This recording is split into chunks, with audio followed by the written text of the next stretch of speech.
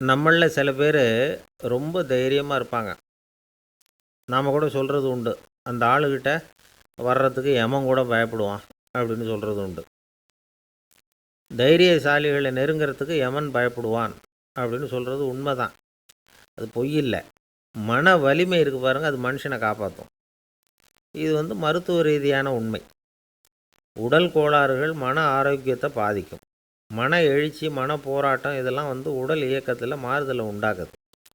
சில வகையான நோய்களுக்கும் மனசுக்கும் இருக்கிற சம்பந்தம் என்னங்கிறத பற்றியெல்லாம் இப்போ ஆராய்ச்சி பண்ணுறாங்க.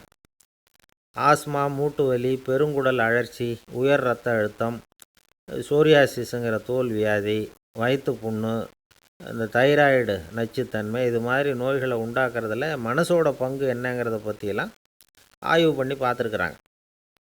எதுக்கு எடுத்தாலும் சோர்ந்து போகிறது, தோண்டு போகிறது, இப்படிப்பட்ட மனவாகு, அதோட யாரும் நமக்கு உதவ முடியாது அப்படிங்கிற மனோபாவம், கைவிடப்பட்ட மனநிலைமை, இதெல்லாம் நோயோட தீவிரத்தை ரொம்ப அதிகரிக்க செய்யுதான். இவங்கெல்லாம் அந்த கைகால் வலிக்குது, உடம்பு அசதியாக இருக்குது, தூக்கம் வரல, முதுகு வலிக்குது, உடம்புல உணர்ச்சி குறையுது, கை கால் விரல்லாம் மரத்து போகுது, இப்படி ஏதாவது சொல்லிக்கிட்டு டாக்டர்களை தேடி வந்துக்கிட்டு இருப்பாங்க. நெஞ்சு வலி யாருக்கு வருது தெரியுமா?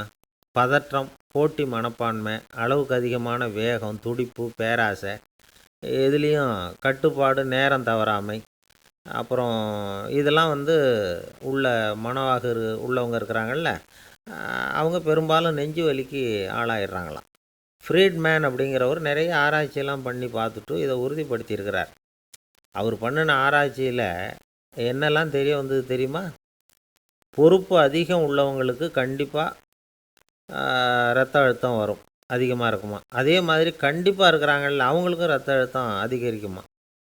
இரத்த அழுத்தம் தனக்கு அதிகமாக இருக்குங்கிறத தெரிஞ்சுக்கிட்டவங்க தலைவலி, மயக்கம், இந்த தலை சுத்தல், அசதி, இது மாதிரியான உணர்வுகளை அவங்களுக்கு வந்துடும், அது மாதிரி உணர்வு.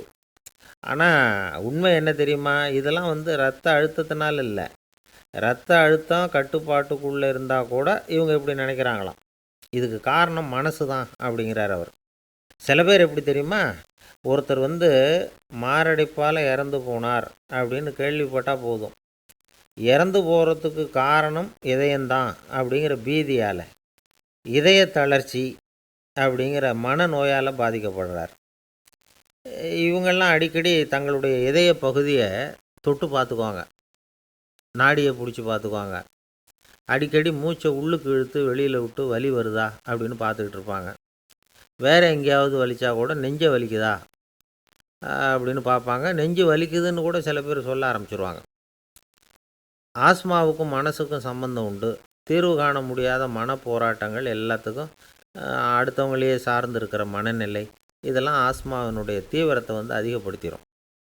பயம், இது எப்படின்னா என்ன நடக்குமோங்கிற பதட்ட நிலை, அப்புறம் இந்த பயம், இதெல்லாம் சுவாசித்தலை அதிகரிக்க செய்யுது இல்லையா.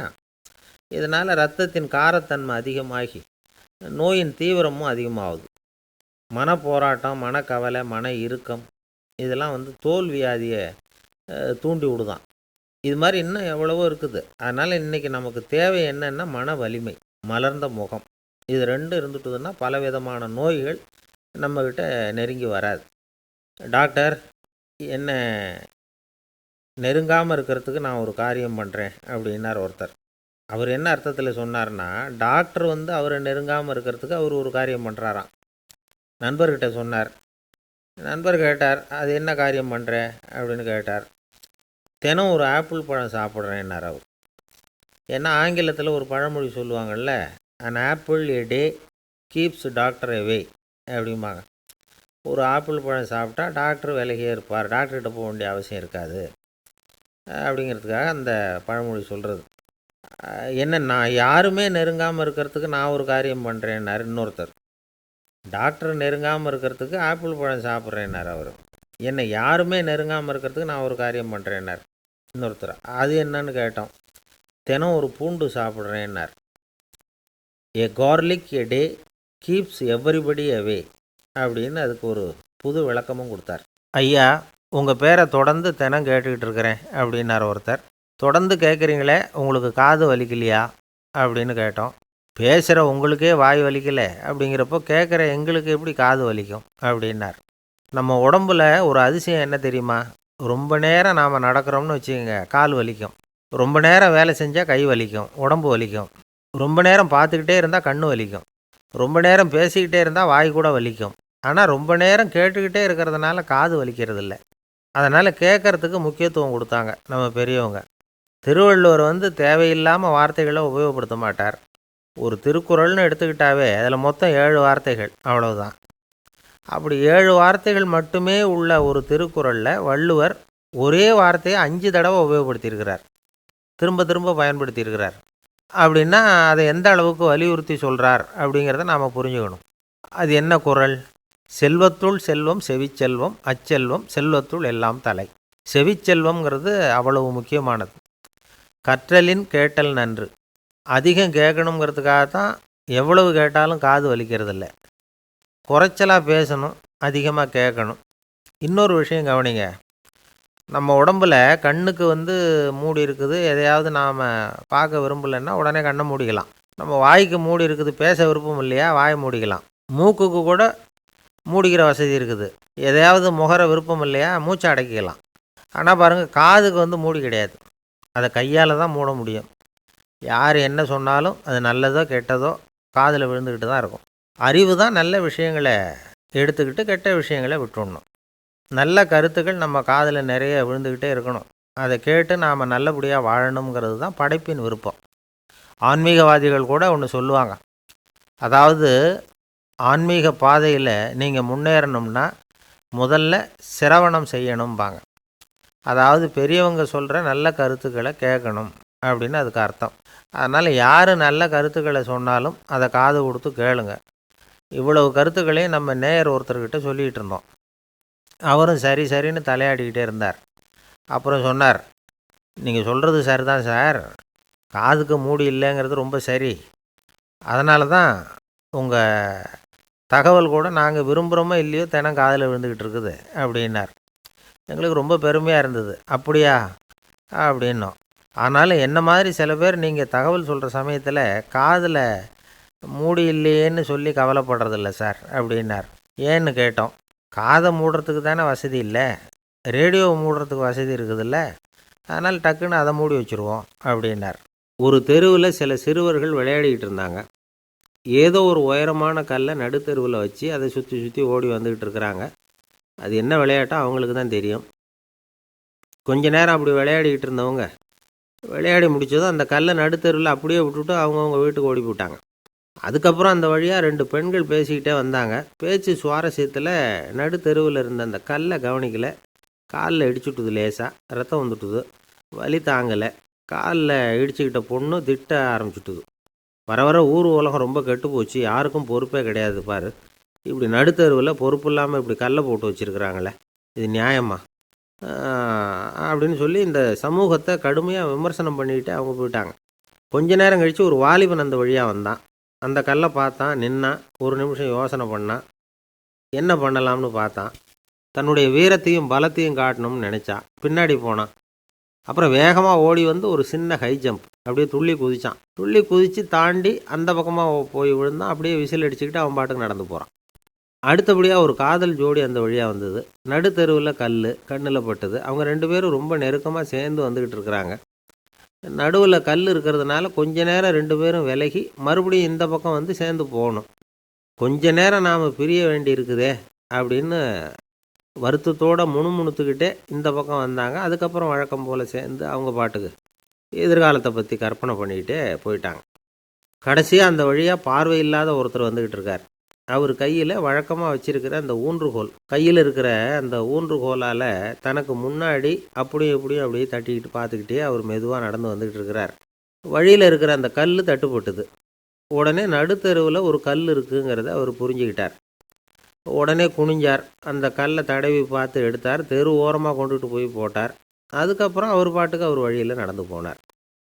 இப்போது இதில் பல பேர் வந்தாங்க போனாங்க. இவங்களில் பார்வை உள்ளவங்க யார், பார்வை இல்லாதவங்க யார்?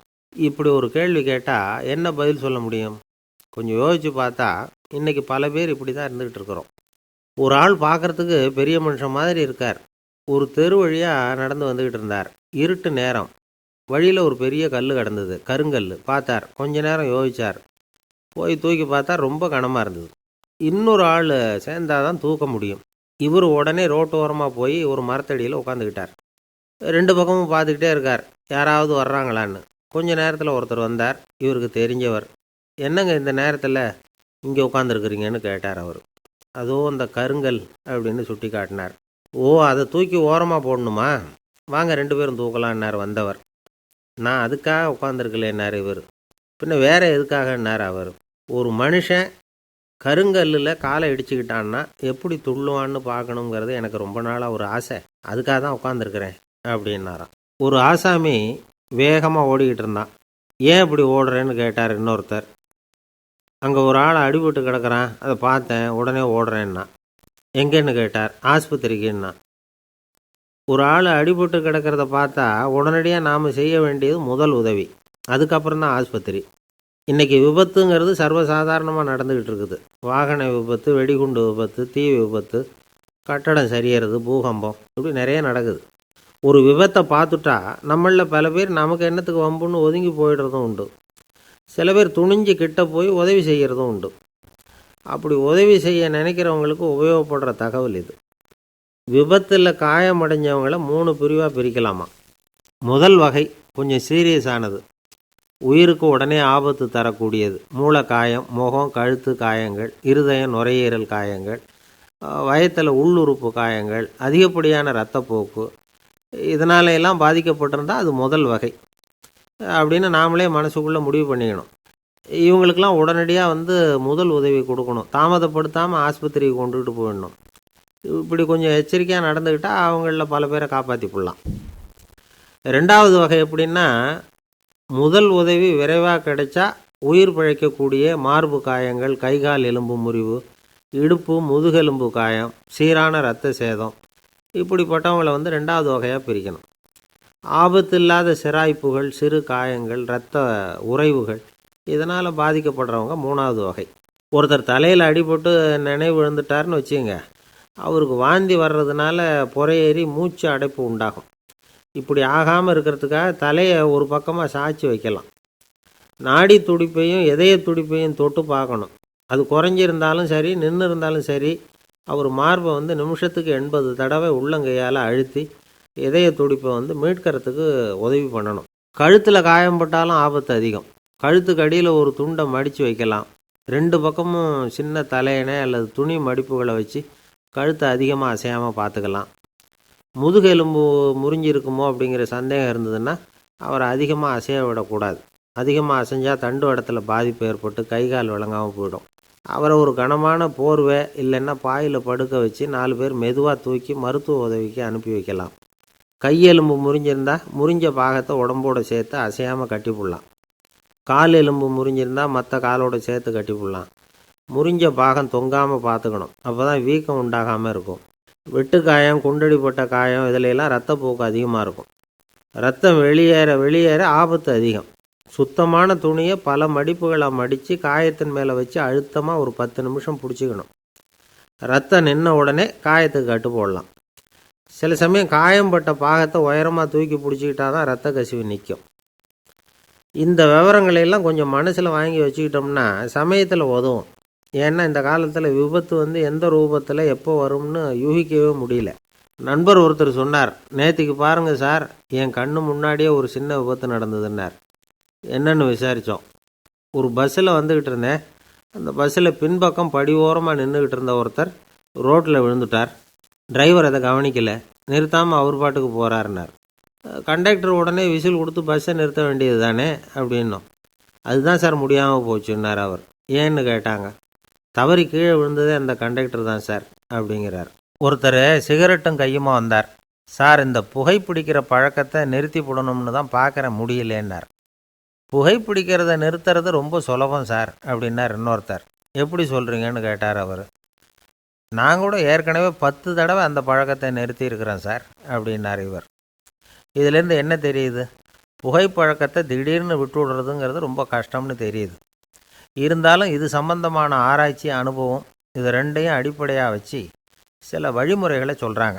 அதாவது புகைப்பிடிக்கிறத நிறுத்துறதுக்கு 10 வழிகள் உண்டு அப்படின்னு சொல்கிறாங்க. அது என்னங்கிறத தெரிஞ்சுக்கிட்டா உபயோகப்படுதான்னு பார்க்கலாமே. முதல் கருத்து என்னன்னா, கொஞ்ச நாளைக்கு புகைப்பிடிக்கிற நண்பர்களை விட்டு விலகி இருக்கணும். இதனால் புகைப்பிடிக்கிற ஆசை குறையும். அந்த பழக்கத்தை மறுபடியும் ஆரம்பிக்கக்கூடாதுங்கிற எண்ணம் உறுதிப்படும். ரெண்டாவது கருத்து, புகைப்பிடிக்கிறதை எதிர்த்து தீவிரமாக பிரச்சாரம் செய்ய ஆரம்பிச்சிடணும். அது அடுத்தவங்களுக்கும் உபயோகப்படும், உங்களுக்கும் உபயோகப்படும். உங்கள் உள்ளுணர்வை அது தூண்டும், உங்களை உறுதி கொள்ள வைக்கும். மூன்றாவது கருத்து என்னென்னா, தினமும் 2 தடவை குளிக்கணும். எப்படி தெரியுமா? முதல்ல வெது வெதுப்பான தண்ணீர், அப்புறம் குளிர்ந்த தண்ணீர், இப்படி மாறி மாறி குளிக்கணுமா. நாலாவது கருத்து, உடற்பயிற்சிகள் செய்யணும். மூச்சு வாங்குற மாதிரியான பயிற்சிகள் ரொம்ப நல்லதான். பிராணாயாமம் அப்படிங்கிற மூச்சு பயிற்சி ரொம்ப நல்லதுங்கிறாங்க. அப்புறம் ஐந்தாவது கருத்து, சாப்பாடு மிதமாக இருக்கணும், சீராக இருக்கணும். பச்சை காய்கறிகள், பழங்கள் சாப்பாட்டில் சேர்த்துக்கலாம். அடிக்கடி கொஞ்சம் கொஞ்சமாக சாப்பிட்டு ரத்தத்தில் சர்க்கரையின் அளவை பராமரிக்கணும். இது நரம்புகளை அமைதிப்படுத்தும். ஆறாவது கருத்து என்னென்னா, ரொம்ப நேரம் பசியோடு இருக்கக்கூடாது. புகைப்பிடிக்கிறத நிறுத்த முயற்சி செய்யும் பொழுது எடை குறைப்பு நடவடிக்கைகளை மேற்கொள்ளக்கூடாது. ஏழாவது கருத்து, காப்பி, தேநீர், மதுபானம், அப்புறம் போதைப் பொருள்கள் கலந்த உணவுகள் இதெல்லாம் வேணாம். புகைப்பிடிக்கிறத அதெல்லாம் ஊக்கப்படுத்தும். கடுகு, மிளகு, அப்புறம் காரமான பொருள்களை தவிர்க்கணும். உப்பு அளவை குறைக்கணும். தினமும் 10 குவளை தண்ணீராவது குடிக்கணும். வெறும் தண்ணி புகைப்பிடிக்கிற ஆவலை தணிக்குதான். எட்டாவது கருத்து, கையில் சிகரெட்டு, புகையில ஏதாவது இருந்தால் உடனே தூக்கி எறிஞ்சிருங்க. அது கையில் இருக்கிற வரைக்கும் புகைப்பிடிக்கிற ஆசை வந்துக்கிட்டே இருக்கும். ஒன்பதாவது கருத்து என்னென்னா, இறை நம்பிக்கை உள்ளவங்க புகைப்பிடிக்கிற எண்ணம் வர்றப்போவெல்லாம் பிரார்த்தனை செய்ய ஆரம்பிச்சுடலாம். 10வது கருத்து, உங்களுக்கு ரொம்பவும் வேண்டியவங்க யாரோ அவங்கக்கிட்ட எல்லாம் நீங்கள் புகைப்பிடிக்கிறத நிறுத்தி விட்டதா சொல்லிவிடுங்க. இந்த 10 வழிகளையும் கடைபிடிக்க ஆரம்பிச்சுட்டா புகைப்பிடிக்கும் பழக்கத்தை நிறுத்தி விடலாம் அப்படின்னு சொல்கிறாங்க அனுபவப்பட்டவங்க. முயற்சி பண்ணி பார்க்கலாம். ஒரு முக்கியமான இடத்துல நின்றுக்கிட்டு இருந்தார் ஒருத்தர். அங்கே இன்னொருத்தர், ஏன் சார் இந்த இடத்துல சிகரெட் பிடிக்கலாமா அப்படின்னு அனுமதி கேட்டார். இந்த இடத்துல சிகரெட் பிடிக்கக்கூடாதுங்க அப்படின்னாரு இவர். நீங்கள் இப்படி சொல்கிறீங்க, ஆனால் இந்த இடத்துல கீழே நிறைய சிகரெட் துண்டுகள் கிடக்குதே, அவங்கெல்லாம் யார்? அவங்கெல்லாம் உங்கள் மாதிரி என்கிட்ட அனுமதி கேட்காதவங்க அப்படின்னாராம் இவர். ஊருக்கு வெளியில் அமைதியான ஒரு இடம், அங்கே ஒரு ஆசிரமம், அங்கே ஒரு சாமியார். அவர் தினமும் நல்ல போதனைகள்லாம் செய்வார். பல பேர் போய் அங்கேயே சில நாள் தங்கி இருந்து அவர் சொல்கிற அறிவுரைகளை எல்லாம் கேட்டுக்கிட்டு வர்றது வழக்கம். ஒரு தடவை அவரை பார்த்துட்டு போகிறதுக்காக 3 வெளியூர் தம்பதிகள் வந்தாங்களாம். அந்த மடத்திலேயே சாப்பிட்டுக்கிட்டு தங்கி இருந்து அவங்களுடைய போதனைகளை கேட்டுக்கிட்டு போகணுங்கிறது அவங்க நோக்கம். காலையில் குளிச்சுட்டு பூஜையில் உட்காந்தார் அந்த சுவாமி. இவங்களும் குளிச்சுட்டு அந்த பூஜையை பார்க்குறதுக்காக அவர் முன்னாடி உட்காந்தாங்க. பூஜை ஆரம்பமாச்சு. சம்பிரதாயப்படி அது ரொம்ப நேரம் நடந்துக்கிட்டே இருக்குது. இவங்களுக்கு நல்ல பசி இருந்தாலும் இந்த நேரத்தில் அதை எப்படி வெளியில் காட்டிக்கிறது? பேசாமல் இருந்தாங்க. அந்த சுவாமி பூஜையை முடித்தார். அதுக்கப்புறம் பேச ஆரம்பித்தார். பேச்சு அருமையாக தான் இருந்தது, அமிர்தமாக தான் இருந்தது.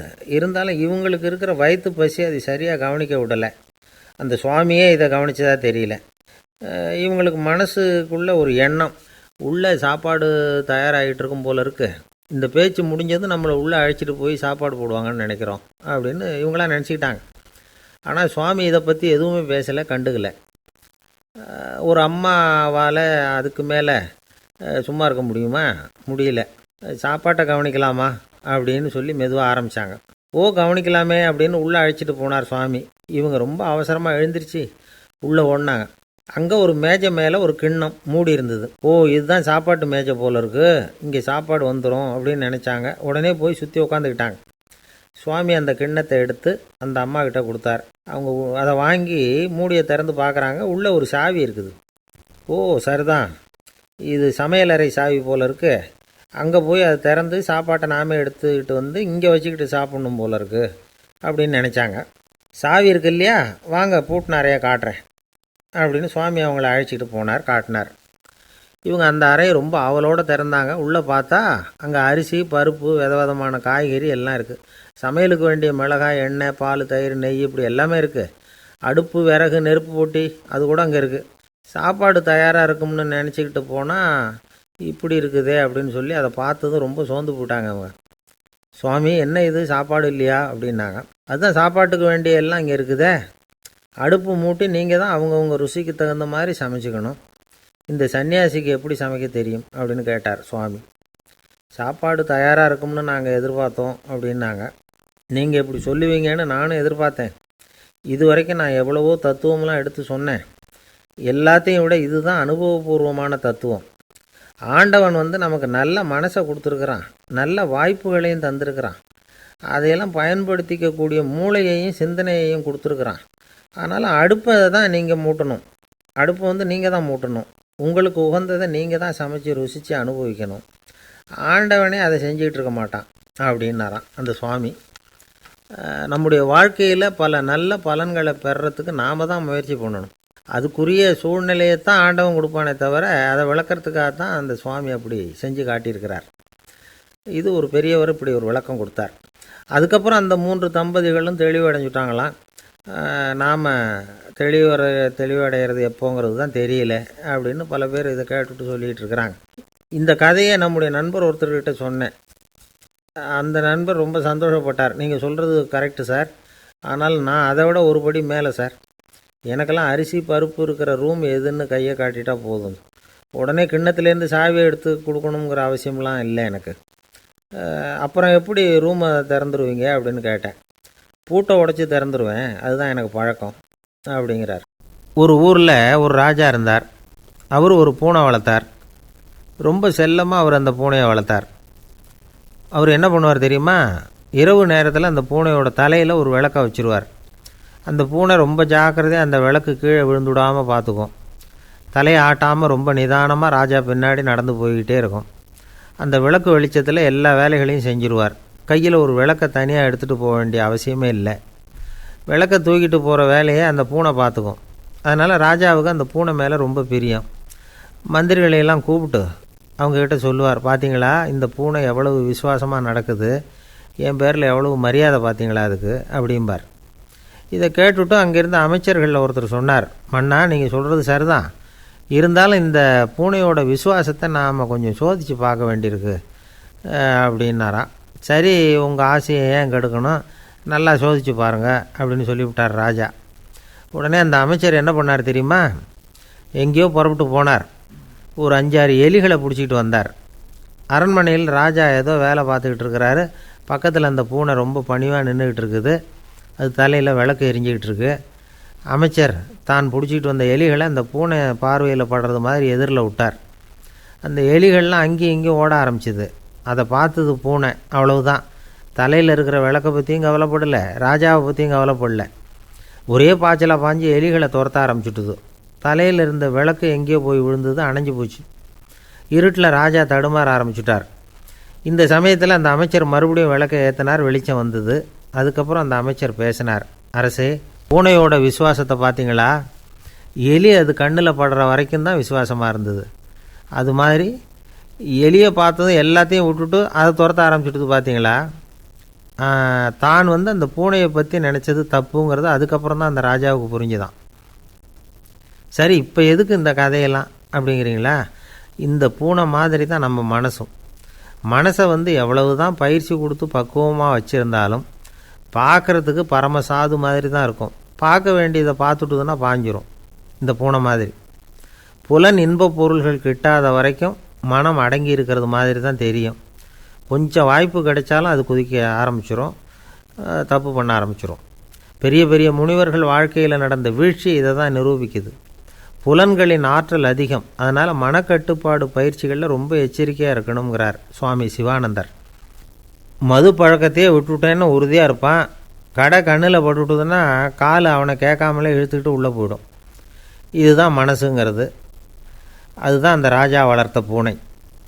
நம்மால் ஒருத்தன் அந்த ராஜா பூனை தலையில் விளக்க வச்சது மாதிரி இவன் தன்னுடைய தலையிலேயே ஒரு விளக்கை ஏற்றி வச்சுக்கிட்டு என்னத்தையோ தேட ஆரம்பித்தான். தேடிக்கிட்டு இருக்கிறான். தலையை ஆட்டாமல் நிதானமாக நடந்து ரொம்ப நேரமாக தேடிகிட்டு இருக்கிறான். அந்த சமயம் அங்கே வந்த ஒருத்தர், என்னத்தை தேடுறீங்கன்னு கேட்டார். அதுதான் மறந்து போச்சு அப்படின்னு இழுத்தான். சரி, கொஞ்சம் இப்படி உட்காருங்க, ஞாபகம் வந்ததும் தேட ஆரம்பிக்கலாம் அப்படின்னார் அவர். இவன் கொஞ்ச நேரம் உட்காந்து யோசித்தான். அப்புறம் திடீர்னு எழுந்திரிச்சான். ஞாபகம் வந்துட்டுதுன்னா. என்னன்னு கேட்டார். எங்கள் வீட்டில் இருந்த விளக்கை எங்கே வச்சேன்னு தெரியல, அதை தான் தேடிக்கிட்டு இருக்கிறேன், ஏற்றி வைக்கலாம்னு பார்க்குறேன் அப்படின்னா. ஒரு குரு, இளம் சீடர்கள் எதிரில் உட்காந்துருக்கிறாங்க. குரு பாடம் நடத்திக்கிட்டு இருக்கிறார். சீடர்களுக்கு ஒரு ஆசை, அதாவது ஒரு முக்கியமான மந்திரத்தை நம்ம குருநாதர்கிட்ட இருந்து கற்றுக்கணும் அப்படிங்கிறது அவங்க ஆசை. அது என்ன மந்திரம்னா, இறந்தவரை உயிர்ப்பிக்கக்கூடிய புனித மந்திரம். அதாவது செத்தவங்களுக்கு மீண்டும் உயிர் உண்டாக்குகிற மந்திரம். குருவே, தயவு பண்ணி அந்த மந்திரத்தை எங்களுக்கு உபதேசிக்கணும் அப்படின்னு கேட்டாங்க. அது ரொம்ப ஆபத்தானது, அது என்னத்துக்கு உங்களுக்கு வேண்டாமேன்னாராம் குரு. எங்களுடைய நம்பிக்கை உறுதிப்படுறதுக்காகத்தான் கேட்குறோம், வேற ஒன்றும் இல்லை அப்படின்னாங்களாம் சீடர்கள். பக்குவப்படாத அறிவுங்கிறது ரொம்ப ஆபத்தானது அப்படின்னாராம் குரு. இது சீடர்களுக்கு புரியல. அது எப்படிங்க பக்குவப்படாத அறிவு ஆபத்தானதுன்னு சொல்கிறீங்க, அப்படின்னா என்ன அப்படின்னு கேட்டிருக்காங்க சீடர்கள். குரு அதுக்கு விளக்கம் கொடுத்தாராம். அந்த மந்திரத்தை எப்போ பயன்படுத்தணுங்கிறது முக்கியம். அதை அறியக்கூடிய ஞானம் ஏற்படுகிற வரைக்கும் அதை தெரிஞ்சுக்காமல் இருக்கிறது தான் நல்லது, இல்லைன்னா ஆபத்துன்னாராம்.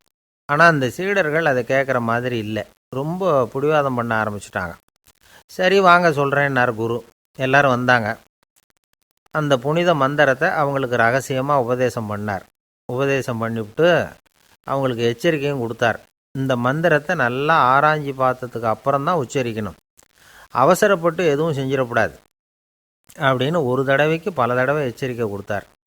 சரின்னு சொல்லிவிட்டு அவங்கெல்லாம் மந்திரத்தை கற்றுக்கிட்டு எழுந்திரிச்சு போயிட்டாங்க. ஒரு நாள் அந்த சீடர்கள் எல்லாம் மணற்பாங்கான இடத்துல அப்படியே நடந்து போயிட்டுருக்கிறாங்க. ஒரு பாலைவன பகுதி மாதிரி ஒரு இடம்.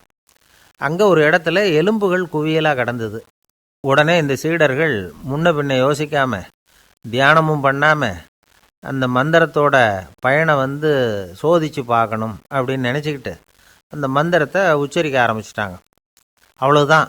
உடனே என்னாச்சு தெரியுமா? அந்த எலும்புகள் எல்லாம் ஓநாய்களாக மாறி அவங்கள துரத்த ஆரம்பிச்சுட்டுது. சீடர்கள் எல்லாம் தலைதெறிக்க ஓட ஆரம்பிச்சிட்டாங்க. ஓநாய்களும் விடலை, அவங்கள துரத்தி பிடிச்சி கடித்து கொதற ஆரம்பிச்சுட்டுது. அப்போ தான் அந்த சீடர்களுக்கு குரு சொன்ன அறிவுரையோட அர்த்தம் புரிஞ்சுது. பக்குவப்படாத அறிவு ஆபத்தானது அப்படிங்கிறது. அதனால் இதிலேருந்து நாம் தெரிஞ்சுக்க வேண்டியது என்னென்னா, நாம் நம்ம அறிவை வளர்த்துக்கிட்டால் மட்டும் போதாது, அந்த அறிவை எப்போ எப்படி பயன்படுத்தணும் அப்படிங்கிற பக்குவமும் நமக்கு வரணும். அப்போ தான் வாழ்க்கை நல்லபடியாக அமையும், இல்லைன்னா இடைஞ்சல் தான். இந்த காலத்தில் சில சின்ன பிள்ளைங்களுக்கே அறிவு ரொம்ப பக்குவப்பட்டிருக்குங்கிறத உணர முடியுது. ஒரு சின்ன பையன் பள்ளிக்கூடத்தில் மார்க் லிஸ்ட்டு கொடுத்தாங்க, வாங்கிக்கிட்டு அவசரமாக வீட்டுக்கு ஓடினான். எதிரில் வந்த ஒருத்தர் கேட்டார், என்ன அவசரம், ஏன் இப்படி வேகமாக ஓடுறேன்னார். எங்கள் அம்மாக்கிட்ட அடி வாங்கணும், அதுக்காக தான் ஓடுறேன்னா. அடி வாங்கிறதுக்கா இவ்வளவு அவசரம்னார் அவர். அப்படி இல்லைங்க, நான் போகிறதுக்குள்ளே எங்கள் அப்பா வீட்டுக்கு வந்துட்டாருன்னா அவர்கிட்ட அடி வாங்க வேண்டியிருக்கும், அதை அவாய்ட் பண்ணுறதுக்காக இப்படி ஓடுறேன் அப்படின்னு நானா. அந்த பையன், என்ன சார் உங்கள் பையன் என்ன செஞ்சுக்கிட்டு இருக்கிறான் இப்போது அப்படின்னு கேட்டார் ஒருத்தர். அடிக்கடி கண்ணாடி முன்னாடி நின்று அழகு பார்த்துக்கிட்டு இருக்கிறான் சார் அப்படின்னாரு அப்பா. இளம் பருவம் இப்படி தான் இருக்கும், அதையெல்லாம் சாதாரணமாக நினச்சிடாதீங்க அப்படின்னாரு அவர். என்ன சார் சொல்கிறீங்க, கண்ணாடி முன்னாடி நின்றுக்கிட்டு நேரத்தை வீணாக்கிக்கிட்டு இருக்கான், அதை ஒரு பெரிய விஷயமா நான் நினைக்கணுமா அப்படின்னாரு இவர். இளம் பருவத்தில் இளைஞர்களுக்கும் சின்ன பொண்ணுங்களுக்கும் அடிக்கடி கண்ணாடியில் பார்க்கணும்னு தோணும். அது வெறுமனே அழகு பார்க்குறது மட்டும் இல்லை, அவங்க தங்களையே தேடி கண்டுபிடிக்கிற ஒரு முயற்சி அது. இது ஒரு மனோதத்துவ விளைவு. இது வரைக்கும் சின்ன பிள்ளையாக இருந்துட்டோம், இனிமேல் நாமளும் மற்றவங்க மாதிரி மனிதர்கள் தான் அப்படிங்கிற உணர்வு அவங்களுக்கு வருது. தங்களோட முகம் எப்படி இருக்குது, அழகு எப்படி இருக்குது, உடம்பு நேரம் எப்படி இருக்குது, முடி எப்படி இருக்குது அப்படிங்கிறதையெல்லாம் கண்டுபிடிக்கிறாங்க. அதுக்கப்புறம் இன்னொரு ஆணோ பொண்ணோ தன்னை கவனிக்கணும் அப்படின்னு நினைக்கிறாங்க. இதெல்லாம் மனோதத்துவ உண்மைகள், இதெல்லாம் இயற்கை. இதை பார்த்துட்டு பெற்றவங்க பிள்ளைங்க கெட்டு போட்டாங்க அப்படின்னு நினைக்கக்கூடாது, அவங்கள திட்டிக்கிட்டே இருக்கக்கூடாது. இன்றைக்கி பல குடும்பங்களில் இதுதான் நடந்துக்கிட்டு இருக்குது. மனுஷ வாழ்க்கையிலேயே இப்படியும் இல்லாத அப்படியும் இல்லாத ஒரு பருவம் இளம் பருவம். 13லேருந்து 19 வயசுக்கு உட்பட்ட ஆண்கள் பெண்கள் இந்த வகையை சேர்ந்தவங்க, டீனேஜ் குரூப். இவங்கள சின்னவங்கன்னு நினச்சிட முடியாது, பெரியவங்கன்னு நினச்சிட முடியாது. இவங்க ரொம்ப சென்சிட்டிவ். சமூகம் நினச்சா இவங்களை நல்லவங்களாகவும் ஆக்கலாம், கெட்டவங்களாகவும் ஆக்கலாம். கொஞ்சம் அக்கறை எடுத்துக்கிட்டால் பெரிய பெரிய மேதைகளையும் விஞ்ஞானிகளையும் உருவாக்கலாம். ஆனால் நடக்கிறது என்ன தெரியுமா, அநேகமாக இவங்களை யாருமே சரியாக புரிஞ்சுக்கிறது இல்லை, இவங்களை சரியாக நடத்துறதும் இல்லை. இது வரைக்கும் நாம் சொல்கிறத கேட்டுக்கிட்டு இருந்தான், இப்போல்லாம் அவன் இஷ்டத்துக்கு நடக்க ஆரம்பிச்சிட்டான் அப்படின்னு வருத்தப்படுற பெற்றோர்கள் அதிகம். இது வருத்தப்படுற விஷயம் இல்லை, சந்தோஷப்பட வேண்டிய விஷயம். உங்கள் புள்ள சொந்தமாக யோசிக்க ஆரம்பிக்கிறதும் நடந்துக்க ஆரம்பிக்கிறதும் ஒரு தப்பான விஷயமா? அவன் கடைசி வரைக்கும் உங்கள் பேச்சையே கேட்டுக்கிட்டு இருக்கணுங்கிறது என்ன நியாயம்? இன்றைக்கி இளைஞர்களை வந்து பெரியவங்க தப்பாக புரிஞ்சுக்கிட்டு தவறாக நடத்துறதுனால தான் அவங்களுக்கு வெறுப்பு, எரிச்சல், மனக்கசப்பு எல்லாம் உண்டாகுது. பெற்றவங்க சரியாக மதிக்கிறது இல்லை அப்படிங்கிற ஒரே காரணத்தினாலேயே வீணாக போகிற பிள்ளைங்க இன்றைக்கி அதிகம். சரி, பெற்றவங்களுக்கு இன்றைக்கி என்ன தான் புத்தி சொல்ல வர்றீங்க அப்படின்னு கேட்குறீங்களா? நாம் எதையும் சொல்ல வரல. ஆனால் அது சம்பந்தமான சில நிபுணர்கள் சொல்லியிருக்கிறத உங்கள் காதில் போட்டு வைக்கலாம். அது என்னென்னா, பிள்ளைங்க கிட்ட அன்பு செலுத்துங்க. குழந்தையாக இருந்தப்போ எவ்வளவு பாசமாக இருந்தீங்க, வளர வளர அதை ஏன் குறைச்சிக்கிறீங்க? பெற்றவங்களின் அன்பான வார்த்தைகளுக்கு ஏங்குறவங்க தான் இன்றைய இளைஞர்கள். அவங்க எதை சொன்னாலும் அதை அக்கறையாக காது கொடுத்து கேளுங்க, அலட்சியப்படுத்தாதீங்க. அவங்க விரும்புகிறது உங்கள்கிட்டேருந்து ஒரு மதிப்பு, மரியாதை, அங்கீகாரம், இவ்வளவுதான். அவங்க அவங்களாவே முடிவுகள் எடுக்கட்டும், அதுக்கு நீங்கள் உதவியாக இருங்க, அது போதும். மற்றவங்க முன்னாடி, முக்கியமாக அவங்க நண்பர்கள் முன்னாடி அவங்கள பற்றி மட்டமாக பேசாதீங்க. அவங்கக்கிட்ட பொய் சொல்லக்கூடாது. நீங்கள் சொன்னது பொய்ன்னு தெரிஞ்சு போச்சுன்னா உங்கள் பேரில் அவங்களுக்கு இருக்கிற மதிப்பு போயிடும், நம்பிக்கை போயிடும். அவங்களுக்கு முன்னாடி நீங்கள் சண்டை போடக்கூடாது. உங்கள் பிள்ளைய எப்பவும் இன்னொரு பிள்ளையோட ஒப்பிட்டு பேசுகிற வேலையே வேணாம். கூட பிறந்த மற்றவங்களோட கூட ஒப்பிடக்கூடாது. இப்படி செஞ்சால் அவன் உங்ககிட்டையும் பிரியமாக இருக்க மாட்டான், அவங்ககிட்டையும் பிரியமாக இருக்க மாட்டான். புள்ள எங்கே போகிறான், என்ன பண்ணுறான் அப்படின்னுலாம் வந்து துப்பறிஞ்சிக்கிட்டு இருக்கக்கூடாது. இளைஞர்கள் வந்து தனிமையை விரும்புகிறவங்க. அவங்கள வந்து பெட்டியில் வச்சு மூடி பாதுகாக்கணும்னு நினைக்கக்கூடாது. அவங்கள எப்படி பாதுகாக்கிறது அப்படிங்கிறது அவங்களுக்கே தெரியும். உங்கள் புள்ள எப்படி நடந்துக்கணும்னு நீங்கள் எதிர்பார்க்குறீங்களோ அது மாதிரி நீங்கள் நடந்து காட்டுங்க, அது போதும். ஒரு வீட்டில் அப்பாவும் அம்மாவும் பேசிக்கிட்டு இருக்கிறாங்க. என்னங்க, நம்ம பொண்ணு பெரியவளாயிட்டா, அடிக்கடி கண்ணாடி முன்னாடி போய் நின்றுக்கிட்டு இருக்கிறா, சீக்கிரமாக ஒரு பையனை பார்த்து கல்யாணத்தை முடிக்காமல் இப்படி மசன்னு கல் மாதிரி உட்காந்துருக்குறீங்களே அப்படின்னு சத்தம் போட்டாங்க. அந்த அம்மா, அவசரப்படாத, பார்க்குறதுக்கு கண்ணுக்கு அழகாக லட்சணமாக புத்திசாலியாக ஒரு பையன் கிடைக்க வேணாமா, அதுதான் பார்த்துக்கிட்டு இருக்கிறேன் அப்படின்னார் அப்பா. இதுக்கு அந்த அம்மா சொல்கிறாங்க, எங்கள் அப்பா இப்படியெல்லாம் நினச்சிக்கிட்டு இருந்திருந்தா எனக்கு கல்யாணமே ஆயிருக்காது தெரியுமா அப்படின்னாங்களாம். ஒருத்தர் ஒரு தவறு செஞ்சு விட்றாருன்னு வச்சுக்கோங்க, உடனே நீ செஞ்சது தவறு அப்படின்னு சொல்கிறது ஒரு வகை. அதுக்கு பதிலாக எது சரின்னு அவர் புரிந்து கொள்ள உதவி செய்கிறது இன்னொரு வகை. இந்த ரெண்டாவது வகை இருக்குது பாருங்கள், நிர்வாக இயலில் இது ரொம்ப முக்கியம். அலுவலகத்தில் வேலை பார்க்குற ஒருத்தர் முக்கியமாக தெரிஞ்சுக்க வேண்டியது என்ன தெரியுமா? சக ஊழியர்கள்கிட்ட எப்படி பழகணும், மேலதிகாரிகள்கிட்ட எப்படி பழகணும், தனக்கு கீழே வேலை செய்கிறவங்கக்கிட்ட எப்படி பழகணும், வாடிக்கையாளர்கள்கிட்ட எப்படி பழகணும், இவங்க எல்லார்கிட்டையும் செம்மையான உறவை ஏற்படுத்திக்கிறது எப்படி, இதையெல்லாம் சொல்லிக் கொடுக்குற பாடம் தான் இன்டர் பர்சனல் ஸ்கில், திறமையான உறவு அப்படிங்கிறது. எந்த வேலையில் இருந்தாலும் சரி, இந்த உறவுகளை வளர்க்கும் திறன் உள்ளவங்க சீக்கிரம் முன்னுக்கு வந்துடுறாங்க. மற்றவங்க கிட்ட உறவை பலப்படுத்திக்கிறது எப்படி அப்படின்னு தெரிஞ்சுக்கிட்டோம்னா எந்த ஒரு தடையையும் சுலபமாக தாண்டி செய்கிற தொழிலில் முன்னுக்கு வந்துடலாம். ஹார்வர்டு பல்கலைக்கழகத்தில் ஒரு கணக்கெடுப்பு பண்ணி பார்த்தாங்களாம். பார்க்குற வேலையில் எது மாதிரி குணாதிசயம் உள்ளவங்க வேகமாக முன்னுக்கு வர்றாங்க அப்படின்னு தெரிஞ்சுக்கிறதுக்காக இந்த கணக்கெடுப்பு. வெவ்வேறு துறையில் வேகமாக முன்னுக்கு வந்திருக்கிற பல பேரை சந்தித்து இந்த சர்வேயை நடத்தியிருக்கிறாங்க. அவங்க கண்டுபிடிச்சி சொல்லியிருக்கிற உண்மை என்ன தெரியுமா? ஒருத்தர் ஒரு வேலையில் இருந்தால் அது சம்பந்தப்பட்ட சப்ஜெக்ட் பற்றிய அறிவு 35% இருந்தால் போதுமா.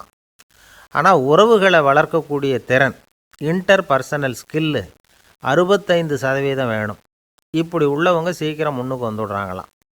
அதனால் ஒருத்தருக்கு வேலை சரியாக புரியலைன்னா கூட விவரமாக மற்றவங்கக்கிட்ட பழகிறது எப்படின்னு புரிஞ்சால் போதும், அவர் முன்னுக்கு வந்துடலாம். அலுவலகங்களில் மட்டும் இல்லை, எல்லா இடங்கள்லையும் இது ரொம்ப முக்கியம். வீட்டுக்குள்ளேயும் இது ரொம்ப முக்கியம், வீட்டுக்கு வெளியேயும் இது முக்கியம். அடுத்தவங்கக்கிட்ட பழகிறது எப்படிங்கிறத தெரிஞ்சிக்காதவன் வாழ்க்கையில் முன்னேற முடியாது. இன்றைக்கி ஆயுதங்களால் காயப்படுத்தி கொள்ளுகிறவர்களை விட வார்த்தைகளால் காயப்படுத்தி கொள்ளுகிறவர்கள் தான் அதிகம். பெரியவங்க என்ன சொல்கிறாங்க தெரியுமா? நீங்கள் இந்த பூமியில் பிறந்ததன் அர்த்தம் பூர்த்தி ஆகணும்னா அடுத்தவங்களுக்கு உதவி பண்ணுங்க. அடுத்தவங்களுக்கு உதவி செய்ய முடியாவிட்டால் கூட பரவாயில்லை, ஆனால் யாரையும் புண்படுத்தி விடாதீங்க அப்படின்னு சொல்கிறாங்க. எனக்கு தெரிஞ்ச ஒருத்தர் ஒரு அலுவலகத்தில் வேலை பார்க்குறார். அவர் சொல்லுவார், எனக்கு இந்த இன்டர் பர்சனல் ஸ்கில் ரொம்ப அதிகம் சார். சக ஊழியர்கள்கிட்ட ரொம்ப சுமூகமாக நடந்துக்குவேன். என் கூட வேலை பார்க்குற ஒருத்தருக்கு ஏதாவது ஒரு கஷ்டம்னா அந்த சமயத்தில் அவர் செய்ய வேண்டிய வேலையை நான் செஞ்சிருவேன் சார் அப்படிம்பார். நான் அவர்கிட்ட சமீபத்தில் அப்படி ஏதாவது செஞ்சுருக்கீங்களா அப்படின்னு கேட்டேன். செஞ்சுருக்கேன் சார். போன வாரம் புதன்கிழமை ஆஃபீஸில் என் பக்கத்து சீட்டுக்காரருக்கு வயிற்று வலி. உடனே நான் மெடிக்கல் லீவ் போட்டுவிட்டு எங்கள் வீட்டுக்கு போயிட்டேன் சார் அப்படின்னார். எனக்கு இது மட்டும்தான் சார் தெரியும், இதை தவிர வேறு எதுவும் தெரியாது அப்படின்னு சொல்லிக்கிட்டே காலம் தள்ளுறவங்க ரொம்ப பேர். அவங்களெல்லாம் கஷ்டப்பட வேண்டியிருக்கும். ஒருத்தர் தன்னுடைய தொழிலில் ரொம்ப கெட்டிக்காரராக இருக்கலாம். அதுக்காக எப்பவும் அதே ஞாபகத்தில் இருந்துக்கிட்டு உலகியல் அறிவு இல்லாமல் இருந்துடக்கூடாது. அது ஆபத்து. இதுக்காக நம்ம தாத்தா பாட்டிலாம் ஒரு கதை சொல்லுவாங்களே, கேள்விப்பட்டிருக்கீங்களா? ஒரு சமயம் ஒரு 4 பேர் சேர்ந்து வெளியூருக்கு பிரயாணம் போனாங்களாம். அந்த 4 பேர் எப்படி தெரியுமா? ஒருத்தர் வேதாந்தி, இன்னொருத்தர் சங்கீத வித்வான், 3வது ஆள் வைத்தியர், 4வது ஆள் ஜோசியர். இவங்க 4 பேரும் நண்பர்கள். அதனால் சேர்ந்து புறப்பட்டாங்க. வழியில் ஒரு ஊரில் தங்கினாங்க. இருட்டி போச்சு. அதனால் இன்றைக்கி ராத்திரி இங்கேயே தங்கி இருந்துட்டு நாளைக்கு புறப்படலாம் அப்படின்னு தீர்மானம் பண்ணாங்க.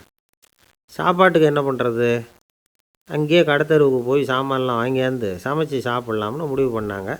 4 பேர் இருக்கிறதுனால ஆளுக்கு ஒரு காரியமாக செய்யலாம் அப்படின்னு வேலையை பிரிச்சுக்கிட்டாங்க. வைத்தியர் கரிகாய் வாங்க போனார்.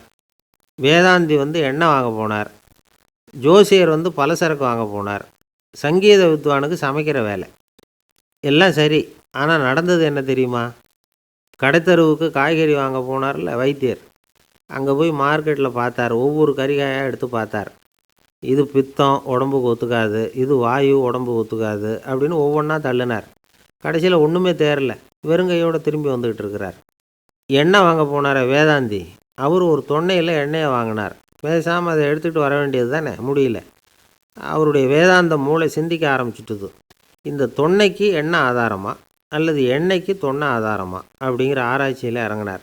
என்னாச்சு தெரியுமா? அப்படி கவுத்து பார்த்தார். வாங்கின எண்ணெய் பூராவையும் வழியில் கொட்டிவிட்டு வெறும் தொன்னையோடு சேர்ந்தார். பலசரக்கு வாங்க போனார் ஜோசியர். அவர் ஒரு வழியில் பார்த்தாரு. வழியில் வந்தவங்களெல்லாம் அங்கங்கே ஒரு மரத்தடியில் உட்கார வச்சு அவங்களுக்கெல்லாம் ஆர்வம் சொல்ல ஆரம்பிச்சிட்டார். அப்படி ஒவ்வொருத்தராக சொல்லி முடிச்சுட்டு கடத்தருக்கு போய் சேர்ந்தார். இவர் அங்கே போய் சேர்றதுக்குள்ளே ரொம்ப நேரம் ஆகிட்டுது. கடையெல்லாம் பூட்டிவிட்டு போயிட்டாங்க. என்ன செய்கிறது? அவரும் வெறுங்கையோடு திரும்பி சேர்ந்தார். சரி, இவங்க கதை தான் இப்படி ஆச்சு. அங்கே சமைக்கிறதுக்காக உட்காந்துருந்தார் சங்கீத வித்வான். அவர் கதை என்னாச்சு தெரியுமா? அங்கே அவர் அடுப்பை பற்ற வச்சு ஒலையை கொதிக்க வச்சார். அதாவது ஒரு பானையில் தண்ணியை ஊற்றி அடுப்பில் வச்சார். அது கொதிக்க ஆரம்பிச்சிது. தண்ணி கொதிக்கிற சத்தம் இருக்குதுல்ல, அது இவருக்கு தாளம் போடுறது மாதிரி இருந்தது. ஒரே குஷி, பாட ஆரம்பிச்சிட்டார். பாடிக்கிட்டே உற்சாகமாக கையில் இருந்த கரண்டியால் அந்த பானையில் தட்டினார், தாளம் போடுறதா நினச்சிக்கிட்டு. அவ்வளவுதான், பானை பட்டுன்னு உடஞ்சி போச்சு. தலையில் கையை வச்சுக்கிட்டு அவரும் உட்காந்துட்டார். எந்த தொழில் தெரிஞ்சாலும் சரி, அதை புத்திசாலித்தனமாக பயன்படுத்த தெரியலன்னா ஆபத்து தான். அதுக்காக தான் இந்த கதை. ஒரு பஸ்ஸு டிரைவர் ரொம்ப கெட்டிக்காரர். பஸ்ஸை ரொம்ப திறமையாக ஆபத்து இல்லாமல் ஓட்டினதுக்காக பரிசுலாம் வாங்கினவர். அவரே ஒரு படகு ஓட்டுறதுக்காக அழைச்சிட்டு போயிருக்கிறாங்க, மோட்டார் படகு. அதையும் ரொம்ப திறமையாக தான் ஓட்டிகிட்டு போயிருக்கிறாரு. நடுக்கடலில் போனதும் படகு நின்று போச்சு. மோட்டாரில் ஏதோ கோளாறு. என்ன செய்யலாம் அப்படின்னு அந்த டிரைவரை கேட்டிருக்கிறாங்க படகுல இருந்தவங்கெல்லாம். அப்போ அவர் சொன்னாராம், கவலைப்படாதீங்க, ஒன்றும் பிரச்சனை இல்லை, எல்லோரும் கொஞ்சம் கீழே இறங்கி பின்னாடி தள்ளுங்க, மோட்டார் ஸ்டார்ட் ஆகிடும் அப்படின்னாராம். ஒரு அம்மா தெருவில் உட்காந்து என்னத்தையோ தேடிட்டு இருக்கிறாங்க. அந்த அம்மா ஒரு சூஃபி ஞானி. அவங்க பேர் என்னென்னா ரபியா அல் அடாவியா. அந்த அம்மாவுக்கு கண் கூட தெளிவாக தெரியாது. அந்த பக்கமாக வந்த சில பேர் இவங்களுக்கு உதவி செய்கிறதுக்காக வந்தாங்க. என்ன தேடிகிட்டு இருக்கிறீங்க அப்படின்னு கேட்டாங்க. இதுக்கு அந்த அம்மா, அந்த கேள்வி அவ்வளோ முக்கியத்துவம் இல்லை, நான் தேடிகிட்டு இருக்கிறேன், உங்களால் முடிஞ்சால் எனக்கு உதவி பண்ணலாம் அப்படின்னாங்களாம். உதவி செய்ய வந்தவங்களுக்கு ஆச்சரியம்.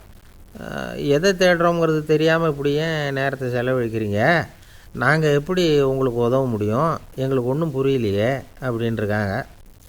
சரி, உங்களை திருப்தி பண்ணுறதுக்காக சொல்கிறேன், ஒரு குண்டூசி தொலைஞ்சி போச்சு, அதை தேடுறேன் அப்படின்னாங்களாம் அந்த அம்மா. அதுக்கப்புறம் இவங்களும் சேர்ந்து தேட ஆரம்பிச்சிட்டாங்க. கொஞ்ச நேரம் ஆச்சு, ஒன்றும் கிடைக்கல. உதவி செய்ய வந்தவங்களும் அழுத்து போட்டாங்க. அப்புறம் கேட்டாங்க, இதை பாருங்கம்மா, இது ரொம்பவும் பெரிய தெரு, அகலமான தெரு, அதனால் குறிப்பாக நீங்கள் எந்த இடத்துல அந்த குண்டூசியை தொலைச்சிங்க அதை சொல்ல முடியுமான்னாங்களாம். இதுக்கு அந்த அம்மா, நீங்கள் மறுபடியும் அர்த்தமில்லாத கேள்வியை கேட்குறீங்க, உங்கள் கேள்விக்கும் நான் தேடுறதுக்கும் என்ன சம்மந்தம்னாங்களாம். இதை கேட்டதும் அவங்க ஒரு மாதிரி ஆகிட்டாங்க. என்னம்மா நீங்கள் பைத்தியம் மாதிரி பேசுகிறீங்க அப்படின்னாங்களாம். சரி, உங்களை மறுபடியும் திருப்திப்படுத்துறதுக்காக சொல்கிறேன், அதை நான் எங்கள் வீட்டில் தொலைச்சுட்டேன் அப்படின்னாங்களாம். அப்புறம் எதுக்காக இங்கே வந்து தேடிட்டு இருக்கிறீங்க அப்படின்னு கேட்டிருக்காங்க. ஏன்னா இங்கே தான் வெளிச்சம் அதிகமாக இருக்குது, அங்கே வீட்டுக்குள்ளே இருட்டாக இருக்குது, அதனால் இங்கே வந்து தேடுறேன், வெளிச்சம் உள்ள இடத்துல தானே தேட முடியும் அப்படின்னாங்களாம் அந்த ஞானி. இந்த கதைக்கு என்ன அர்த்தங்கிறத பெரியவங்க சொல்கிறாங்க. அதாவது இந்த தேடுதல்ங்கிறது ஒரு வியாதி. அது நம்ம சதா அலைய வைக்கும், பைத்தியமாக மாற்றுறதுக்கு முயற்சி பண்ணோம். ஒரு காலம் அது நிறைவு அடையவே அடையாது. வாழ்வுங்கிறது ஒரு புரிந்து கொள்ள முடியாத சதா இயங்கி கொண்டிருக்கிற ஒரு செயல். அதுக்கு ஆரம்பமும் இல்லை, முடிவும் கிடையாது. எதையோ தேடணும் அப்படிங்கிற உந்துதல் நமக்குள்ளே இருக்கும், ஆனால் குறிப்பாக எதை தேடிட்டு இருக்கிறோம் அப்படிங்கிறது புரியாது. அப்படி ஏதாவது ஒன்றை தேடி அடைஞ்சிட்றோம்னு வச்சுக்கோங்க, உடனே ஒரு அதிருப்தி வந்துடும். அதனால் வாழ்க்கைங்கிறது சலிப்பு நிறைந்தது அப்படிங்கிற எண்ணத்தை உண்டாக்கிக்கிறோம். ஒன்று அடைஞ்சதுக்கு அப்புறம் இன்னொன்று தேட ஆரம்பிச்சிருவோம். ஆக இந்த தேடல்ங்கிறது நாம் ஒன்று அடைஞ்சாலும் அடையாவிட்டாலும் தொடர்ந்து நடந்துக்கிட்டு தான் இருக்கும். இதுக்கு முடிவே கிடையாது. இந்த உண்மையை நாம் நல்லா புரிஞ்சுக்கணும் அப்படிங்கிறது பெரியவங்களுடைய கருத்து. ஏழையும் தேடுறான், பணக்காரனும் தேடுறான், நோயாளியும் தேடுறான், நோய் இல்லாதவனும் தேடுறான், அதிகாரம் உள்ளவனும் தேடுறான், அதிகாரம் இல்லாதவனும் தேடுறான், முட்டாளும் தேடுறான், அறிவாளியும் தேடுறான். ஆனால் யாரும் இதை தான் தேடி சாதிக்க போகிறோம், இதுதான் முடிவு அப்படின்னு திட்டவட்டமாக சொன்னதில்லை. ஒன்று அடைஞ்சதும் இன்னொன்று தேட ஆரம்பிச்சிடுறாங்க, அவ்வளோதான். அதாவது உங்களின் தேடுபவர் உங்கள் உள்ளே தான் இருக்கிறார், அவரை தேடி கண்டுபிடியுங்கள். இதுதான் ஞானிகள் நமக்கு சொல்லுகிற ஒரு ஆலோசனை. நம்மால் ஒருத்தன் ஜெயிலில் இருந்தான். இன்னொரு கைதி அவனை பார்த்து கேட்டான், ஏன்பா உன்னை பார்க்குறதுக்கு வெளியிலேருந்து யாருமே இங்கே வர்றது இல்லையே, உனக்கு சொந்தக்காரங்களே கிடையாதா அப்படின்னு கேட்டானா. ஏன் இல்லை, எனக்கு சொந்தக்காரங்க நிறைய பேர் உண்டு, அவங்க என்னை பார்க்க வராததுக்கு காரணம் வேறு அப்படின்ட்டுருக்கான் இவன். என்ன காரணம்னு கேட்டான் அவன். அதுக்கு இவன் சொன்னானா, அதுக்கு என்ன காரணம்னா அவங்க எல்லாரும் இங்கே உள்ளேயே இருக்கிறாங்க அப்படின்னானா. ஒரு ஊரில் ஒரு ராஜா இருந்தார். பெரிய அரண்மனையில் தான் இருக்கிறார். எல்லா வசதியும் இருந்தது. இருந்தாலும் அவர் எல்லாரும் சொல்கிறது எப்படி தெரியுமா, பிச்சைக்கார ராஜா. அப்படி ஒரு பேர் அவருக்கு நிலச்சி போச்சு. ஜனங்களும் சரி, மற்ற தேசங்களில் உள்ளவங்களும் சரி, அவர் அந்த பேர் சொல்லியே குறிப்பிடுறது வழக்கமாக போட்டுது. இது அவருக்கு ரொம்ப கவலையாக போச்சு. என்ன இது, நம்மளை தேடி வர்றவங்களுக்கெல்லாம் நாம் சோறு போடுறோம், நம்ம புகழ்ந்து பாடல் ஏற்றி கொண்டு வர்ற புலவர்களுக்கெல்லாம் அவங்க எப்படி வந்தாலும் ஒருவேளை சோறு போடணுங்கிறது உத்தரவு. இவ்வளவுலாம் செஞ்சும் நம்மளை போய் பிச்சைக்கார ராஜான்னு எல்லாரும் சொல்கிறாங்களே, அது ஏன், எதுக்காக இப்படி சொல்கிறாங்க?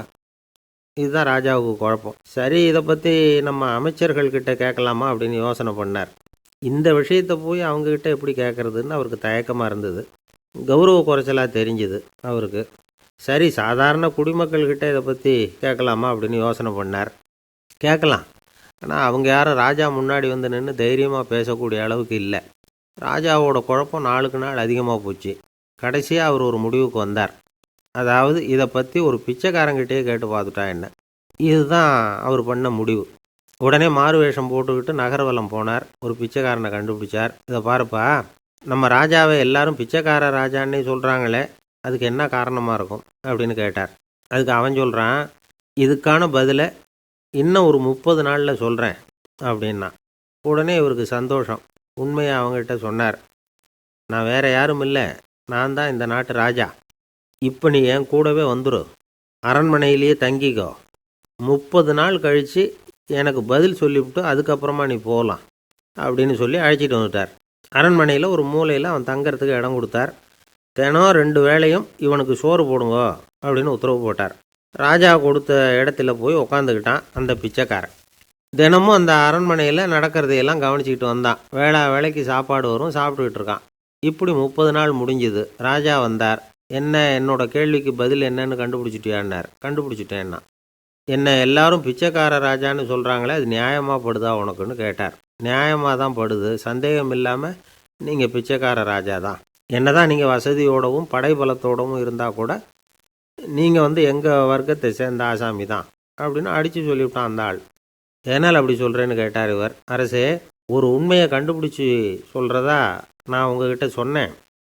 நீங்கள் ராஜ பரம்பரைன்னா உடனே உங்கள் கழுத்தில் கிடக்கிற முத்து மாலையை கழட்டி பரிசாக கொடுத்துருப்பீங்க, பொன்னையும் மணியையும் கொடுத்துருப்பீங்க.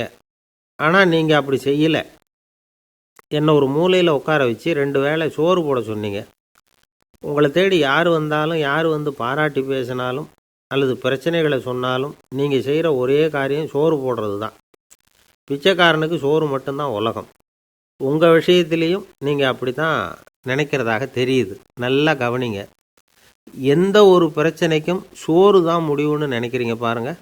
நீங்கள் சந்தேகமில்லாத எங்களை சேர்ந்த ஆள் தான் அப்படின்னு விட்டான் அந்த பிச்சைக்காரன்.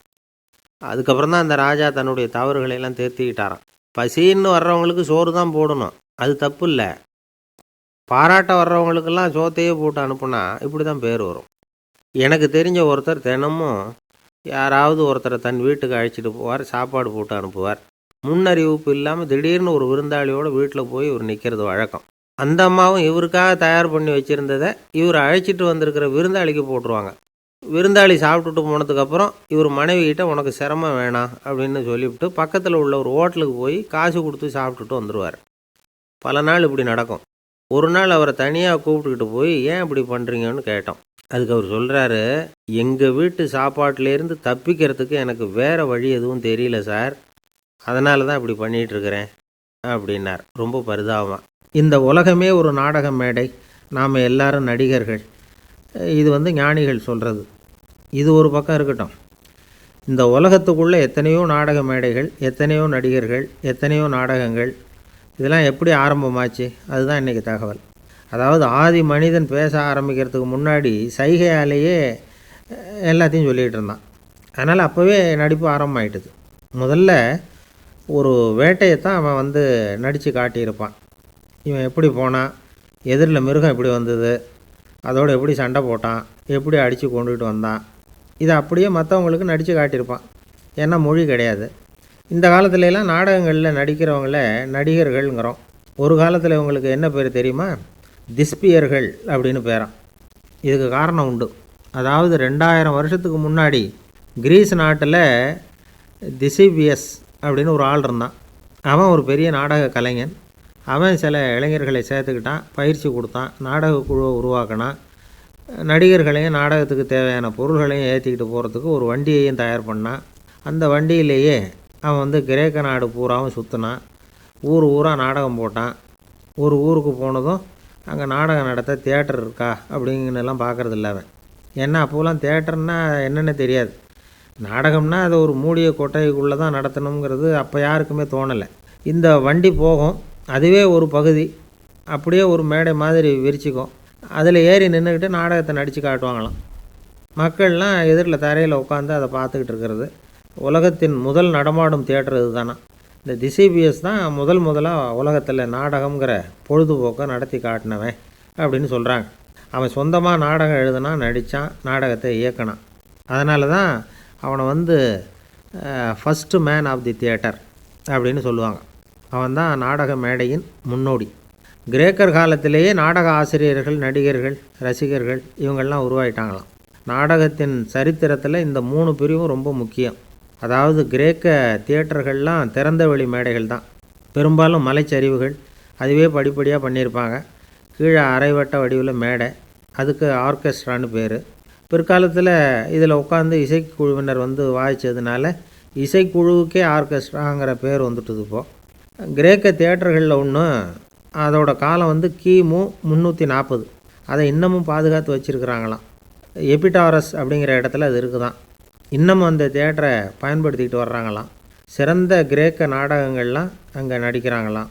ஆரம்ப காலத்திலேயே கட்டணம் கிடையாது. அப்புறம் பின்னாடி தான் நுழைவு கட்டணம்லாம் அப்படியே வந்துட்டு தான். நடிகர்கள் பளபளப்பான ஆடைகள் உடுத்தியிருப்பாங்களாம். இந்த குதிகால் உயர்ந்த காலணிகள் போட்டிருப்பாங்களாம். இதெல்லாம் பழைய குறிப்புகள். பலவிதமான உருவங்களில் மாஸ்க் அப்படின்னு சொல்லப்படுற முகமூடி. அதனால் ஒரே நடிகர் பல வேடங்களில் நடிக்கிறது உண்டான். ஆரம்பத்தில் பெண் நடிகர்கள் கிடையாது, எல்லாம் ஆண் நடிகர்கள் தான். ரோமானியர்கள் தான் முதல் நிரந்தர நாடக மேடையை கட்டினவங்க. அதுதான் முதல் தியேட்டர். கிமு 1048 காலகட்டத்தில் பாம்பிங்கிற நகரத்தில் அதை கட்டியிருக்கிறாங்களாம். கிரேக்க ரோமானிய தியேட்டர்களின் அடிப்படையிலேயே இந்த இத்தாலிய வடிவமைப்பாளர்கள் இந்த குதிரை லாட வடிவில் ஒரு ஆடிட்டோரியத்தை உருவாக்கினாங்களாம். இப்படி அதை பற்றி நிறைய தகவல் இருக்குது. 1576 லண்டனில் இந்த வின்ஸ்பர்ரி, அப்புறம் இந்த பில்ட்ஸில், அப்புறம் ஜேம்ஸ் இப்படிங்கிற ஒரு முயற்சியால் தான் இங்கிலாந்தில் முதல் தியேட்டர் உருவாச்சான். அப்படி ஒருத்தர் இருந்தாராம். உலக நாடக மேடையின் வரலாறு இதுதான். அதாவது இப்போல்லாம் அறிவியல் வளர்ச்சி அதிகமாகிட்டுது. திரைப்படம், தொலைக்காட்சி எல்லாம் வந்தாச்சு. ஒவ்வொரு வீடுமே ஒரு குட்டி தியேட்டர் மாதிரி ஆகிட்டுது. தொலைக்காட்சி முன்னாடி உட்காந்தா எழுந்திரிக்கவே மனசு வர்றதில்லை. ஒரு அம்மா ஒரு மனோதத்துவ டாக்டரை தேடிட்டு வந்தாங்களாம் இந்த காலத்தில். டாக்டர், எங்கள் வீட்டுக்காரர் எப்போ பார்த்தாலும் டிவி முன்னாடி உட்காந்துக்கிட்டு அதையே வெறிச்சு பார்த்துக்கிட்டு இருக்கிறார், உத்து பார்த்துக்கிட்டு இருக்கார், எனக்கு சந்தேகமாக இருக்குன்னாங்களாம். இது மனக்கோளாறு இல்லைங்க, ஆர்வக்கோளாறு, அவ்வளவுதான், இதுக்காக பயப்படாதீங்கன்னாரான் டாக்டர். அப்படி இல்லை டாக்டர், டிவி ஓடும் பொழுது நாம் எல்லாம் அதை பார்க்குறோம் சரி, ஆனால் அவர் அப்படி இல்லை, டிவியை நிறுத்தினதுக்கு அப்புறமும் அதையே உத்து பார்த்துக்கிட்டு உட்காந்துருக்கிறார், அதனால தான் சந்தேகப்பட்டு உங்ககிட்ட வந்தேன் அப்படின்னாங்களாம். ஒரு ஊரில் ஒரு ஞானி இருக்கிறார். ரொம்ப பெரிய ஞானி, ரொம்ப வயசாகிட்டுது. கடைசி காலத்தில் அவர்கிட்ட சில பேர் வந்தாங்க. உங்கள் குரு யார் அப்படின்னு கேட்டாங்க. அவர் நிமிர்ந்து பார்த்தார். எனக்கு ஆயிரக்கணக்கான குருமார்கள் உண்டு, அவங்க பேரெல்லாம் சொல்லணும்னா இந்த காலம் பத்தாது, ஆனால் முக்கியமான ஒரு 3 பேரை பற்றி மட்டும் உங்களுக்கு சொல்கிறேன் அப்படின்னாராம். அப்புறம் சொன்னார், அந்த 3 பேரில் ஒருத்தன் ஒரு திருடன். ஒரு சமயம் ஒரு பாலைவனம் வழியாக நான் போய்கிட்டு இருந்தேன். அப்போது வழி தவறி போய் ஒரு கிராமத்துக்கு போயிட்டேன். அது இருட்டு நேரம், நடுராத்திரி, ஊரே உறங்கி போச்சு. அந்த நேரத்தில் ஒரு ஆள் மட்டும் ஒரு வீட்டு சுவத்தில் ஏதோ பண்ணி உள்ளே நுழையிறதுக்கு முயற்சி பண்ணிகிட்டு இருக்கிறான். அவங்கிட்ட போய் நான் இன்றைக்கி இங்கே எங்கே தங்க முடியும் அப்படின்னு கேட்டேன். அதுக்கு அவன், இந்த ராத்திரி வேளையில் அது ரொம்ப சிரமம், ஒரு திருடனோட உங்களால் தங்க முடியும்னா நீங்கள் என்னோட தங்கலாம் அப்படின்னா. நான் அவங்க கூட 1 மாதம் தங்கியிருந்தேன். ஒவ்வொரு நாள் ராத்திரியும் இப்போ நான் என்னுடைய வேலைக்கு போகிறேன், நீங்கள் ஓய்வு எடுத்துக்கோங்க அப்படின்னு சொல்லிவிட்டு போவான். அவன் திரும்பி வந்த உடனே உனக்கு ஏதாவது கிடச்சிதான்னு நான் கேட்பேன். அதுக்கு அவன், இன்றைக்கி ராத்திரி ஒன்றும் இல்லை, நாளைக்கு மறுபடியும் முயற்சி பண்ணுவேன் அப்படிம்பா. எப்பவும் அவன் நம்பிக்கை இழந்ததே கிடையாது, எப்பவும் சந்தோஷமாகவே இருப்பான். நானும் ரொம்ப காலமாக தியானம் பண்ணிக்கிட்டே இருந்தேன், ஒன்றுமே நடக்கலை. ஆனால் நான் என்ன பண்ணேன் தெரியுமா, மனசு வருத்தப்படும், நம்பிக்கை இழந்துருவேன். அப்போல்லாம் அந்த திருடனுடைய விடாமுயற்சி தான் ஞாபகத்துக்கு வரும். அதனால் அந்த திருடன் எனக்கு ஒரு குரு. என்னுடைய 2வது குரு யாருன்னா அது ஒரு நாய். இது எப்படின்னா, ஒரு சமயம் எனக்கு ரொம்ப தாகமாக இருந்தது. ஒரு நதியை நோக்கி போய்கிட்டு இருந்தேன். அப்போது ஒரு நாயும் வந்தது. அதுக்கும் தாகம். ஓடி வந்து ஆற்றை பார்த்துது. அதோட நிழல் வந்து ஆற்றுல தெரிஞ்சுது. அதை பார்த்ததும் பயந்துட்டுது. அதாவது அது தன்னுடைய சொந்த உருவத்தையே கண்டு பயந்தது. அதை பார்த்து குறைக்குது, திரும்பி ஓடிச்சு. ஆனால் அதுக்கு தாகம் அதிகமாக இருந்ததுனால அது மறுபடியும் திரும்பி வந்தது. பார்த்தா மறுபடியும் தண்ணியில் நாயோட உருவம் தெரியுது. இப்படி சில தடவை பண்ணிச்சு. இருந்தாலும் கடைசியில் தண்ணியில் குதிச்சுட்டுது துணிஞ்சி. இப்படி குதித்த உடனே அதோட உருவமும் மறைஞ்சுட்டுது. இதை பார்த்தேன். நான் என்ன புரிஞ்சுக்கிட்டேன்னா, எவ்வளவு தான் பயம் இருந்தால் கூட ஒருத்தன் தைரியமாக காரியத்தில் இறங்கணும் அப்படிங்கிறத புரிஞ்சுக்கிட்டேன். இந்த போதனை அந்த நாய்கிட்ட இருந்து எனக்கு கிடைச்சிது. இது ஒன்று. அடுத்தது என்னுடைய 3வது குரு யாருன்னா அது ஒரு சின்ன குழந்தை. நான் ஒரு சமயம் ஒரு நகரத்துக்கு போனேன். அங்கே ஒரு குழந்தை எரிகிற மெழுகுவத்தி ஒன்று எடுத்துக்கிட்டு வந்தது. நான் அந்த குழந்தைய பார்த்து வேடிக்கையாக கேட்டேன், ஏன் பாப்பா, இந்த மெழுகுவத்தியை நீயாவே கொளுத்துனியா அப்படின்னு கேட்டேன். ஆமான்னுது அந்த குழந்தை. சரி, இந்த மெழுகுவத்தி முன்னாடி எரியாமல் இருந்தது, இப்போ எரியுது. இந்த மெழுகுவத்திக்கு வெளிச்சம் எங்கேருந்து வந்தது, அதை எனக்கு காட்ட முடியுமா அப்படின்னு கேட்டேன் அந்த குழந்தைகிட்ட. இதுக்கு அந்த குழந்தை சிரிச்சுக்கிட்டு அந்த மெழுகுவத்தியை ஊதி அணைச்சுட்டுது. அதுக்கப்புறம் என்னை பார்த்து கேட்டுது, இப்போ இந்த மெழுகுவத்தியின் வெளிச்சம் போனதை பார்த்தீங்க இல்லையா, அது எங்கே போச்சுன்னு எனக்கு சொல்லுங்க அப்படின்னுது. அந்த குழந்தை இப்படி கேட்டதும் என்கிட்ட இருந்த ஆணவம் அழிஞ்சுட்டுது. நான் படித்ததெல்லாம் அந்த வினாடியில் சுக்கு நூறாக போயிட்டுது. என்னுடைய முட்டாள்தனத்தை நான் உணர்ந்தேன் அப்படின்னு இவ்வளவும் அந்த ஞானி விவரமாக சொன்னாராம். அதனால் நாம் இன்னார்கிட்டே இருந்து தான் இதை கற்றுக்கணுங்கிறது இல்லை, யாருக்கிட்டே இருந்தும் எதையும் கற்றுக்கலாம். நம்மால் ஒருத்தன் ஒரு நாய் வளர்த்துக்கிட்டு இருந்தான். அந்த நாய்க்கு வால் கிடையாது. யாரோ ஏற்கனவே வெட்டி எடுத்துட்டாங்க.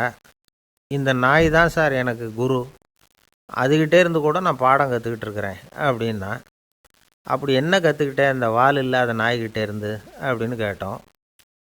நாம் யாருக்கிட்டேயும் வாலாட்டக்கூடாது அப்படிங்கிற பாடத்தை அதுக்கிட்டே இருந்து தான் நான் கற்றுக்கிட்டேன் அப்படின்னா. ஒரு ஜென் துறவி, அவருக்கு ரொம்ப வயசாகிட்டுது, கடைசி காலம். நண்பர்களெல்லாம் கூப்பிட்டார். நண்பர்களே, நான் வித்தியாசமான முறையில் சாகணும்னு ஆசைப்பட்றேன், அதுக்கு ஏதாவது யோசனை சொல்லுங்களேன் அப்படின்னு கேட்டாராம். நண்பர்கள் சிரித்தாங்க. என்ன பேச்சு பேசுகிறீங்க, சாவறதுங்கிறது என்ன விளையாட்டுத்தனமான காரியமா அப்படின்னு கேட்டிருக்காங்க. அந்த துறவி கொஞ்ச நேரம் யோசனை பண்ணார். அப்புறம் கேட்டாராம், இது வரைக்கும் யாராவது நடந்துக்கிட்டே இறந்துருக்குறாங்களா அப்படின்னாராம். எல்லாரும் இல்லைன்னாங்களாம். ஒருத்தர் மட்டும் சொல்லியிருக்கார். அப்படியும் ஒருத்தர் இறந்துருக்கிறதாக ஒரு கதையில் படிச்சிருக்கிறேன், ஒரு ஞானியால் தான் அப்படியெல்லாம் செய்ய முடியும் அப்படின்னு அவர் சொன்னாராம். சரி, அப்படின்னா அந்த முறை நமக்கு வேணாம், நின்றுக்கிட்டே யாராவது உயிரை விட்டுருக்காங்களா அப்படின்னு விசாரித்தாராம். அப்படியும் ஒருத்தர் இறந்துருக்கிறார் அப்படின்னாங்களாம். மறுபடியும் அந்த துறவி யோசனை பண்ணியிருக்கிறார். ஏதாவது வித்தியாசமான முறையில் நாம் போகணும் அப்படிங்கிறது அவருடைய விருப்பம். மனிதன் எப்படி வாழ்கிறானோ அப்படி இறப்பது தான் நல்லது. சரி, யாராவது தலைகீழாக யோகம் செய்யும் நிலையில் இறந்துருக்கிறாங்களா அப்படின்னு விசாரித்தாராம். நண்பர்கள் சிரித்தாங்க. தலைகீழாக நின்னபடி இறந்ததாக நாங்கள் கேள்விப்பட்டதே இல்லை, அது முடியாத காரியம் அப்படின்ட்டுருக்காங்க. இப்போ அந்த துறவிக்கு திடீர்னு உற்சாகம் வந்துட்டுது. உடனே எழுந்திரிச்சார், தலைகீழாக நின்னார், அப்படியே உயிரை விட்டுட்டார். அவ்வளோதான். அந்த மடாலயத்தில் ஒரே குழப்பம். எப்படி அவரை கீழே இறக்கி படுக்க வைக்கிறது அப்படின்னு புரியல. இப்படி உயிர் விடுறதை பற்றி அவங்க இது வரைக்கும் கேள்விப்பட்டதும் இல்லை. உண்மையிலேயே இவர் இறந்து தான் போனாராங்கிறதும் தெரியல. சோதித்து பார்த்தாங்க. இதய துடிப்பு, நாடி துடிப்பு எல்லாம் நின்று போயிருந்தது. இவர் எப்பவும் இப்படி தான், என்ன பண்ணுறது இப்போது அப்படின்னு சொல்லி எல்லோரும் குழம்பிக்கிட்டு இருக்கிற சமயத்தில் ஒரு பெரிய ஒரு யோசனை சொன்னார். இந்த துறவியோட மூத்த சகோதரி பக்கத்து மடாலயத்தில் இருக்கிறாங்க, அவங்கள இங்கே அழைச்சிட்டு வந்தால் ஏதாவது வழி கிடைக்கும் அப்படின்னார். அந்த அம்மாவுக்கு 90 வயசு. அழைச்சிட்டு வந்தாங்க. ஒரு குச்சியை ஊன்றிக்கிட்டு அப்படியே மெதுவாக நடந்து வந்தாங்க. தம்பி, தலைகீழாக நின்று உயிர் விட்டு இறக்கிறத பார்த்தாங்க. தம்பின்னு கூப்பிட்டு பார்த்தாங்க, ஒன்றும் காணோம். உடனே என்ன பண்ணாங்க, தன்னுடைய கைத்தடியால் தம்பியோட உடலை ஒரு தட்டு தட்டினாங்க. ஏப்பா, சாகிறப்பவும் உன்னுடைய குறும்புத்தனத்தை விடலையா, இப்படியாடா சாகிறது, ஒழுங்காக செத்து தொலை அப்படின்னாங்களாம். அவ்வளவுதான். உடனே அந்த துறவி திரும்பி நேராக நின்னார். அக்கா, கோவப்படாத, நான் ஒழுங்காக சாகிறேன், எப்படி செத்தா என்ன, எல்லாம் எனக்கு ஒன்று தான் அப்படின்னு சொல்லிவிட்டு அப்படியே தரையில் படுத்து உயிரை விட்டாராம். அதுக்கப்புறம் அந்த அம்மா கோலை கையில் எடுத்துக்கிட்டு அப்படியே திரும்பி கூட பார்க்காம அவங்க பாட்டுக்கு போயிட்டாங்களாம். மரணத்தை ஒரு விளையாட்டாக ஆக்கிய அந்த துறவிக்கு வாழ்க்கையே ஒரு விளையாட்டாக தான் இருந்திருக்குது. எந்த நோக்கமும் இல்லாமல் செயல்படுறதுன்னா என்னங்கிறதும் அவருக்கு தெரிஞ்சிருக்குது. பயனை எதிர்பார்க்காம பணி செய்து வாழ்ந்து மறைந்த மகான் அவர். தம்முடைய தொழிலை விளையாட்டு போல் செய்ய தெரிஞ்சவருக்கு வாழ்க்கையே ஒரு விளையாட்டாக மாறிடும். எல்லாமே விளையாட்டாகி விடுகிற போது மரணமும் விளையாட்டாகிவிடும் அப்படிங்கிறது தான் அந்த தத்துவம். ஆனால் அதுக்கு முன்னாடி உங்களுக்குள்ளே இருக்கிற உண்மையான நடிகனை நீங்கள் அடையாளம் கண்டுபிடிக்கணும். நீங்கள் நடிக்க வேண்டியதே இல்லை, நீங்கள் ஏற்கனவே நடிச்சுக்கிட்டு தான் இருக்கிறீங்க. நீங்கள் இந்த உண்மையை தெரிஞ்சுக்கணும், அவ்வளவுதான். இதுதான் ஞானிகளுடைய கருத்து. நீங்கள் தெருவில் நடந்து போயிட்டுருக்கிறீங்க, எதிரில் வர்றவர் உங்களை பார்த்து எப்படி இருக்கிறீங்கன்னு கேட்குறார். நல்லா இருக்கிறேங்கிறீங்க. உண்மையிலேயே நாம் நல்லா இருக்க மாட்டோம், ஏதாவது உடம்புல கோளாறு இருக்கும். ஆனால் அப்படி சொல்லுவோம், நல்லா இருக்கிறேன் அப்படின்னு. அது நடிப்பு தானே. உங்களை சந்தித்ததில் ரொம்ப மகிழ்ச்சி அப்படின்னு சொல்கிறோம். உடனே கொஞ்சம் நிதானமாக யோசித்து பாருங்கள், உண்மையிலேயே உங்கள் மனசு மகிழ்ச்சி அடைஞ்சுட்டுதா? அது நடிப்பு தானே. வாழ்க்கையை சரியாக புரிஞ்சுக்கிட்டால் எல்லாமே நடிப்புங்கிறது புரியும். கல்யாண பத்திரிக்கை அனுப்பியிருந்தேனே, ஏன்டா வரலன்னு கேட்டான் ஒருத்தன். வந்திருந்தேனே அப்படின்னானா இவன். டேய், ஏன்டா போய் சொல்கிற, நான் பத்திரிக்கையே உனக்கு அனுப்பலையே அப்படின்ட்டுருக்கான் அவன். அதுக்கு இவன் சொன்னானா, பத்திரிக்கை அனுப்புனேன்னு நீ போய் சொல்கிறப்போ கல்யாணத்துக்கு வந்தேன்னு நான் போய் சொல்லக்கூடாதா அப்படின்னானா.